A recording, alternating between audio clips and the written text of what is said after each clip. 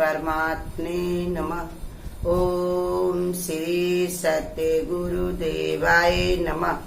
ये देखिए बता रहे भगवान, छठे अध्याय का है 29वां श्लोक कि हे अर्जुन, सर्वव्यापी अनंत चेतन में एक ही भाव से स्थित रूप योग से युक्त हुए आत्मा वाला तथा सब में समभाव से देखने वाला योगी आत्मा को संपूर्ण भूतों में व्यापक देखता है और संपूर्ण भूतों को आत्मा में देखता है।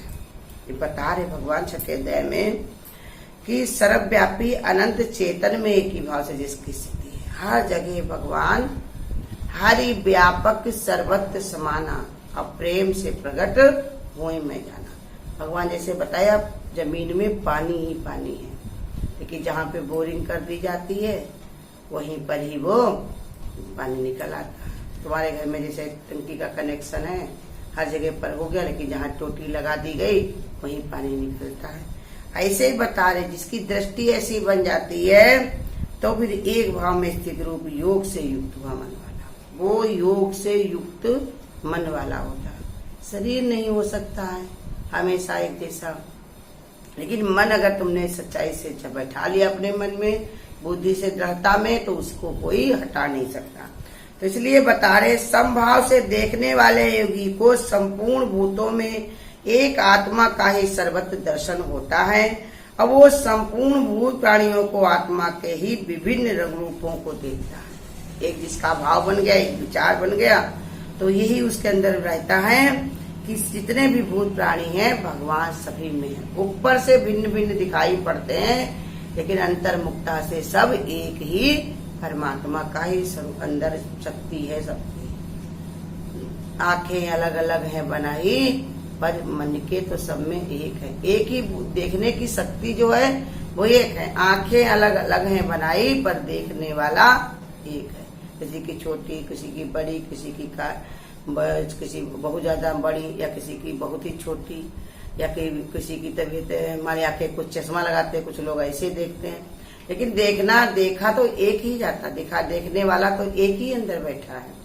ऐसे ही बता रहे भगवान कि भांत भांत के जो है भूत प्राणियों में अलग अलग लोग हैं, विभिन्न रूप में हैं, लेकिन जिसके अंदर ऐसा परमात्मा से योग जुड़ गया, जो योगी है भगवान का, परमात्मा से इसने जुड़ाव कर लिया, वो एक आत्मा का ही दर्शन करता है। ऐसी उसकी बुद्धि बनती है कि एक आत्मा के अलावा दूसरा और कुछ नहीं है। यहाँ कारण है कि व्यक्तियों में उसकी अनुकूल तथा प्रतिकूल बुद्धि समाप्त हो जाती है। भगवान ये कारण बता रहे हैं कि कोई हमारे अनुकूल होता है, कोई हमारे प्रतिकूल होता है। जो हमारे कहने से काम करे तो उसे हम अनुकूल मानते हैं, जो हमारी बात को, मेरी भावना को ना समझे तो उसे हम प्रतिकूल मानते हैं। तो इसलिए भगवान का, लेकिन परमात्मा तो सभी में है, चाहे मेरे कोई अनुकूल हो और चाहे मेरे कोई प्रतिकूल हो, लेकिन परमात्मा सभी में नित्य व्याप्त है। तो कहते ऐसे बुद्ध कहा कि देखता है सब व्यक्तियों में वैसी आत्मा का स्वरूप समझता है जिसके उसकी नित्य स्थिति रहती है। कहता कुछ भी हो, बाहर से इसका कैसा मेरा कर्म जुड़ा हो या किसी के साथ कैसा भी कर्म जुड़ा हो, लेकिन अंतर से एक ही आत्मा है। अभिन्न आत्मीयता के कारण उसका प्रत्येक के अपनत्व स्थिर हो जाता है। अभिन्न माने कोई भिन्नता नहीं, वो स्थिति होने के कारण, आत्मिकता होने के कारण उसके अंदर एक ही बात उसके अंदर स्थिर हो जाती है। कि बता जैसे माँ के बच्चे 4 हों 6 हों, तरह तरह के होंगे, कोई इंजीनियर बन जाए, कोई वकील बन जाए, या कोई गुंडा बन जाए, या कोई सब्जी बेचे, लेकिन माँ के लिए सब अपनी ही संतान होती है। ऐसे ही परमात्मा के लिए देखो, कोई चाहे उनका भजन करे और चाहे ना करे, चाहे 10 गाली दे, लेकिन फिर भी भगवान सबको खाने को, पीने को, सारी सुविधाएं भगवान सबको देता। क्यों? क्योंकि वो जानता है कि सब हमारी ही संतान है, सबके अंदर हम ही विद्यमान है, हमारे ही सब जाए जन्म में है, हम ही ने सबको बनाया। यही दृष्टि योगी भी अगर भगवान से अपना जुड़ाव कर ले तो वो भी कहता मेरा प्यारा सभी के अंदर विद्यमान है। सिया राम में सब जग जानी, करो प्रणाम जोर जुबानी। ऐसे पर जब कभी तुलसीदास जी भगवान के भगत बने तो उनको सभी में भगवान राम दिखते थे, इसलिए उन्होंने कहा मैं सभी को नतमस्तक होता हूँ, सभी की मैं वंदना करता हूँ, सबको मैं प्रणाम करता हूँ।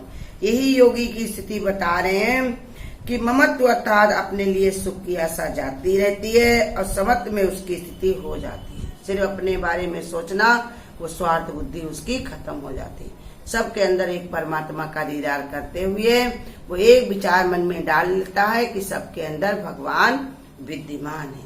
जब भगवान विद्यमान है, भगवान के लिए ही होता है, तो उसका अपना कोई भाव विचार नहीं रहता, एक परमात्मा का ही भाव रहता। जैसे गुरु ने हमारे ज्ञान सभी में जा जाके बांटा, जैसे हमारे गीता भगवान ने घर में जा जा करके जगह जगह जा करके ज्ञान का प्रचार प्रसार किया, क्योंकि सभी के अंदर मेरा ही परमात्मा विद्यमान है। प्रेम का बिया सबके अंदर बोया, क्योंकि वो जानते थे कि ये बिया जिसके अंदर जाएगा वो 1 से 100 बनाने की ताकत। जैसे गुरु नानक को बताया कि गुरु नानक जो थे तो उन्होंने कहा कि अगर मैं 4 को 400 से न लड़ाऊं तो गुरु नानक न कहवाऊं, क्योंकि वो 400 को 400 से न लड़ाऊं, 4000 से भी लड़ा सकते, क्योंकि हम एक ही वीर के अंदर इतनी शक्ति होती है कि वो हजारों तैयार कर देता है। हजारों हमारे अंदर अब गुण भरे, सभी को मार देता है। एक विचार मन में आया, एक विवेक मन में आया, एक संकल्प मन में आया, तो सब विकार हमारे सब चकनाचूर हो जाते हैं। इंसान के देखो शरीर में इतनी सारी पीड़ा रहती है, लेकिन अगर मन में निश्चय बना लिया कि हमें ऐसे काम करना है तो वो सब दूर हो जाती है। ऐसे ही हमारी संकल्प शक्ति भी है, जैसा हम विचार बनाते हैं वही बनते हैं। तो इसीलिए गुरु नानक ने बताया कि 4 को मैं 400 से न लड़ाऊं तो गुरु नानक ना कहवाऊं, क्योंकि वो जानते थे कि सब इतने वीर धीर धुरंधर बनेंगे। ये सब देखिए परमात्मा की तरफ बढ़ने वाले, किसी को कोई कमी आती है, भगवान उसको आगे बढ़ बढ़ के भगवान प्रकृति उसकी मदद करती है। चलते संत महात्मा अकेले हैं, लेकिन पीछे तांता लग जाता, पूरे भीड़ चल देती है। अभी पता चल जाए कि हमारे गुरु आए हुए हैं तो क्या किसी से कुछ पूछना पड़ेगा? सब इकट्ठे हो जाएंगे एकदम से, पता नहीं कहाँ से खबर फैल जाएगी।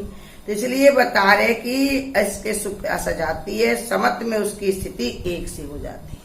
एक परमात्मा का दीदार करता, उसके मन में फिर किसी व्यक्ति के लिए कुछ अपेक्षा अथवा किसी के लिए घृणा का स्थान नहीं रहता। इसके अंदर परमात्मा से आत्मीयता है तो उसके लिए कोई अपेक्षा माने, उसके कोई से अपेक्षा माने, कोई से वो न्यारा नहीं है और किसी से कोई घृणा नहीं है। उसको नफरत नहीं होती कि सब में बसता राम रमैया, सोनी सेज न गोरा है, काला है, अच्छा है, बुरा है, सभी में एक परमात्मा का दीदार करते करते उसकी ऐसी दृष्टि बन जाती है कि सब भगवान ही भगवान है। तो कहते जिस प्रकार बर्फ में जल के सिवाय अन्य कोई पदार्थ नहीं होता, इसी प्रकार संसार की भिन्न भिन्न वस्तुओं में एक आत्मा का विस्तार देखता है। यही समझा रहे भगवान कि जैसे बर्फ में पानी के अलावा और दूसरा क्या होता है। उसको डिब्बा में बना दो तो चौकोर, गिलास में घोलो तो लंबा, कोई गोल कटोरी में कर दो गोल, तो जैसा उसको आकार मिल जाता वो वैसे ही बन जाता है, लेकिन है तो उसमें पानी ही पानी। ऐसे ही हमारे कर्मों के अनुसार जिसके जैसे कर्म है वैसे वो अपना शरीर धारण करता, वैसे ही वो रूप रंग अपना बना लेता है, वैसे वो कार्य करने लगता। लेकिन परमात्मा तो एक जैसा ही सभी में व्याप्त है, एक परमात्मा के कोई भिन्नता नहीं है। तो इसलिए बताया जिस प्रकार बर्फ में जल के सिवाय अन्य कोई पदार्थ नहीं होता, इसी प्रकार संसार की भिन्न भिन्न वस्तुओं में वो एक आत्मा का विस्तार देखता है। सोने के विभिन्न आभूषण भिन्न भिन्न आकार और रूपों के होते हैं, उसका उपयोग भी तरह शरीर के भिन्न भिन्न अंगों में किया जाता है, फिर भी उसके मूल्यांकन के समय सब सोने के मूल्य के ही समझे जाते हैं। ये बता रहे भगवान कि दूसरा ये बता रहे हैं, दूसरा कि सोने के जैसे आभूषण होते हैं, कुछ नाक में पहने जाते, कुछ माथे पे रखे जाते, कुछ कान में, सब आभूषण तरह तरह के होते हैं। लेकिन जब उनका कोई मतलब कोई कुछ ऊपर सर पर पहनने से ऊंचा नहीं हो जाता, गले में पहनने से बीच में नहीं हो जाता, पैर में पहनने से नीचा नहीं हो जाता, जब सोनार की दुकान पर जाते तो उनका मूल्यांकन सोने के हिसाब से किया जाता, ना कि स्थान के हिसाब से कि वो ऊंचा है वो नीचा है। सोने के मूल से ही समझे जाते। इसी प्रकार योगी सब में एक आत्मा को ही व्याप्त परमात्मा में ही देखता है। जब तक मनुष्य स्वप्न देखता है तब तक स्वप्न की विविधता में प्रभावित रहता, परंतु जाग जाने पर स्वप्न को एक अपने ही मन का विस्तार समझ जाता है। योगी जो होता है ज्ञानी तो कहते सपने में तरह तरह के देखेगा, मैं यहाँ घूम रहा था, मैं वो कर रहा था, मैं राजा बन गया था, मैंने ये कार्य कर लिया, मैंने वो कार्य कर लिया। लेकिन जब जगता है तो कहता है हमारा अपना ये मन ही एक, यही हमको सब भरमा रहा था।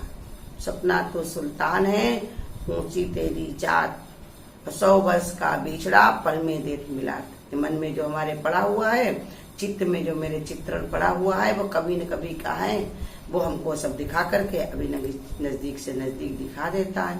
ऐसे ही समझा रहे भगवान कि वो भिन्न भिन्न तरीके से दिखाता है सपने में। कभी हम ऐसे बन गए, कभी वैसे बन गए। कितने लोगों को भयभीत होते हैं तो कहीं वो दिख जाता, कहीं वो दिख जाता है, लेकिन वो मन का ही सब खेल है। कुछ बना ना बिगड़ा, तो वहीं के वहीं लेटे हो, वहीं पर वही तुम्हारी आंखें, वही तुम्हारा शरीर पड़ा हुआ है, लेकिन कितना दौड़ भाग करके आ गए हो वो कोई नहीं जानता। तुम्हारा मन ही तुमको अंदर से देख रहा था, एक मन ही तुमको देख रहा था। तो कहते परंतु जाग जाने पर स्वप्न को एक अपने ही मन के विस्तार को समझ जाता है। संभाव में स्थित योगी भी इसी प्रकार संसार भ्रम से जगा हुआ व्यक्ति होता है का। जैसे ही योगी जो होता है, जिसकी समर्थ बुद्धि रहती है, वो उसको संसार एक ही भाव से दिखाई पड़ता है कि ये भ्रम ही है। कहते संसार का अस्तित्व क्या है? संसार माने सब कुछ सड़कने वाला, इसका कोई सार नहीं है।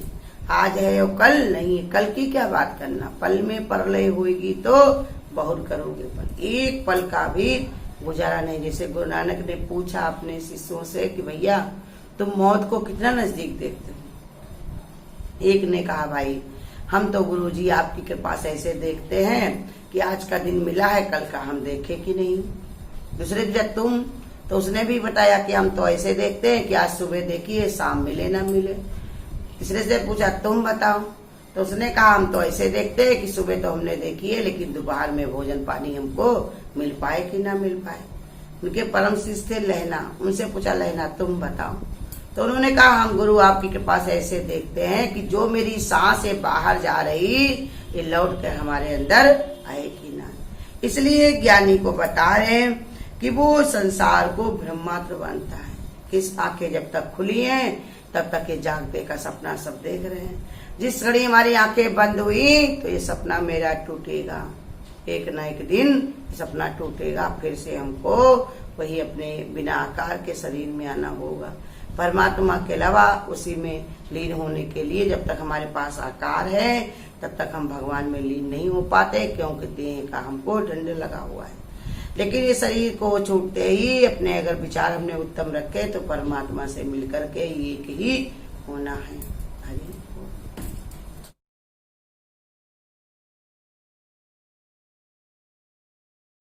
दुरंगी चाल दुनिया की, कठिनता से गुजारा है। दुरंगी चाल दुनिया की, कठिनता से गुजारा है। करे जो दान पुण्यादिक, लुटाता धन उसे कहते। करे जो दान पुण्यादिक, लुटाता धन उसे कहते। नहीं करता जो कोई है, कृपण कहे कर पुकारा है। दुरंगी चाल दुनिया की, कठिनता से गुजारा है। बोलता है तो बकवादी, न बोले तो गुमानी है। बोलता है तो बकवादी, न बोले तो गुमानी है। करे जो प्यार ईश्वर से, कायर उसको बताते हैं। दुरंगी चाल दुनिया की, कठिनता से गुजारा है। अगर है नम्र प्रियवादी, उसे भोला बताते हैं। अगर है नम्र प्रियवादी, उसे भोला बताते हैं। कपट छल से हरे पर धन, चतुर उसको उचारा है। दुरंगी चाल दुनिया की, कठिनता से गुजारा है। कभी दुनिया के बातों पर न देना ध्यान हरि भक्तों, कभी दुनिया की चालों पर न देना ध्यान हरि भक्तों। करो शुभ कर्म दृढ़ता से, यही निश्चय हमारा है। दुरंगी चाल दुनिया की, कठिनता से गुजारा है। दुरंगी। अगर आपको आज की वीडियो अच्छी लगी हो तो वीडियो को लाइक और शेयर करना ना भूलें। आगे की वीडियोस देखने के लिए चैनल को सब्सक्राइब करें और नोटिफिकेशन